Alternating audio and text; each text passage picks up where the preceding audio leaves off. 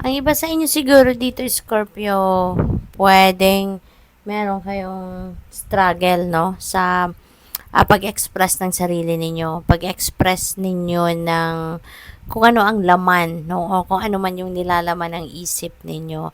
Kaya this is an invitation para sa iyo to speak your mind, no, speak your mind with confidence.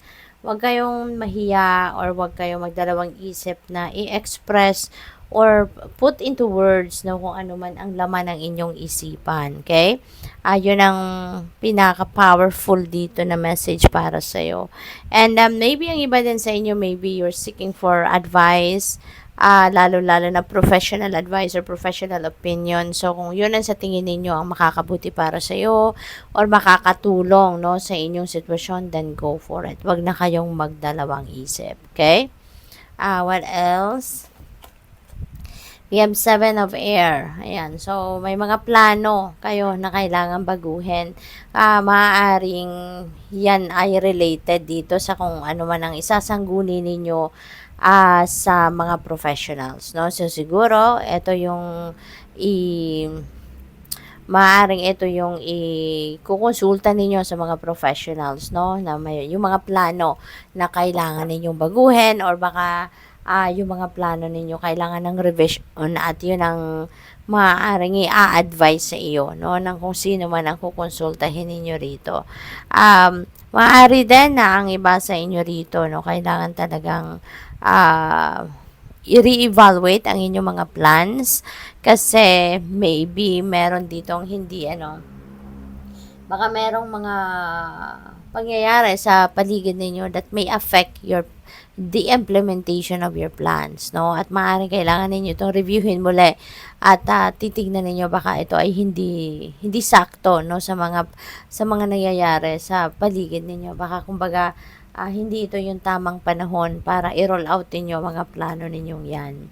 We have Five of Air. Ayan. So, meron ditong kailangang pag-isipan mabuti, no? Yung feeling ko decision pa rin ito, no? Yung pagdedesisyon ninyo rito sa Seven of Air, 'di ba? May mga bagay, no? May mga plano kayo na kailangan baguhin or may mga plano kayo na dapat baguhin. So, pwede, no, na ngayon talaga kailangan ninyong pag-isipan mabuti, ulitin ninyo, i-re-evaluate ninyo, reassess ninyong muli yung mga bagay-bagay, no, na ito na napagdesisyonan ninyo because maybe hindi ito ang tamang panahon or hindi ito ang tamang pagkakataon para i-roll out ninyo ang kung anumang plano ninyo rito. Okay? What else? We have the star. Ayan. So, happy times. Ito, Scorpio. Masaya. Magiging masaya ang inyong mga sitwasyon sa ngayon. This is happy times, no?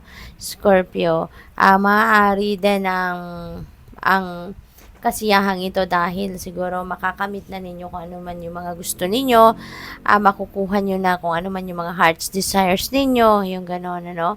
Kasi nga, maaaring sa ngayon, kasi si Star, no, wish fulfillment energy ito eh. Kaya may mga mafu-fulfill kayo rito ng mga wishes. May mga minimithi kayo ngayon na makukuha nyo na talaga sa ngayon. Kaya yun ang mga magiging dahilan din ng iyong kasiyahan, ng inyong happiness, yung ganon. Sa ngayon siguro, no, meron din ditong mga illumination, enlightenment na dadating sa inyo. Kaya ma-figure out ninyo na yung mga ginagawa ninyo or yung mga gagawin ninyo is, ito na yung tamang panahon para gawin ninyo to. Diba? Or ito na yung tamang path, no? Na dapat ninyong tahakin. No? So, probably, may mga realizations at may enlightenment kayo na mangyayari, no? Sa ngayon. Kasi nga, parang iilawan, no, ng universe through the star ang path na dapat ninyong tahakin sa ngayon. So, siguro sa re-evaluation and pag-reassess ninyo ng mga sitwasyon ninyo sa buhay sa ngayon, dito ninyo makikita, dito ninyo mapapansin, no, na may mga bagay na kailangang isang tabi muna at asikasuhin ng ibang bagay, no? At ito yung right path na to na ipapakita sa inyo ng universe. We have release. Ayan, so this is the end of a situation, okay? may mga sitwasyon kayo dito na tatapusin, puputulin. This is the time na parang magde-declutter din kayo ng buhay ninyo. Tatanggalin ninyo yung mga bagay or sitwasyon, or tatanggalin ninyo yung sarili ninyo sa isang situation na hindi naman nagsiserve ng inyong highest good, no? So, there's, feeling ko, there's a lot of, pagmumuni-muni at pagninilay-nilay na gagawin ng iba sa inyo, Scorpio, for you to be able to, to figure this out, no? Yung mga bagay na dapat unahin, mga bagay na dapat tanggalin sa buhay ninyo, ano yung pagfofokusan, yung mga ganon, no? We have Ace of Earth.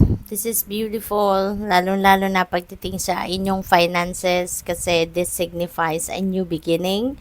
Pagdating sa inyong kaperahang aspeto, no? Ito na yung simula ng pagpasok or continuous na pagpasok ng inyong pera. Ito na yung pagsisimula ng kasaganaan, no? Pagdating sa inyong kaperahang aspeto. So, this is really beautiful.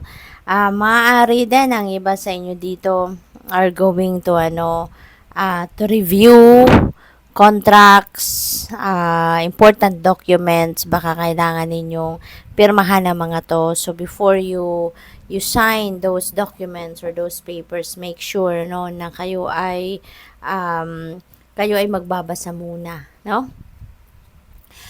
We have 10 of fire. Ayan. So, 10 represents endings and beginnings. At maaaring ang iba sa inyo rito is,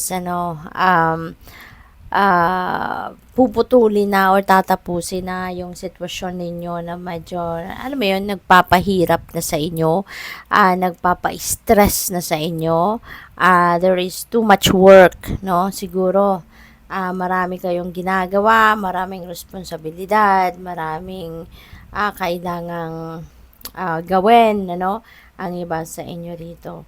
At baka kayo ay napapagod na. Baka kayo ay parang nakakaramdam na, teka lang, parang it's taking a toll on me na, 'di ba? Kaya maaaring puputulin mo na 'yan sa ngayon. At pwedeng hihingi kayo ng tulong sa iba, or baka tatalikuran nyo ng tuluyan ang kung ano man itong responsibilidad ninyo or obligasyon ninyo, no? Or task na binigay sa inyo. So, pwedeng ganon ang ganap. Mag-iingat din kayo, no, Scorpio? Mag-iingat din kayo.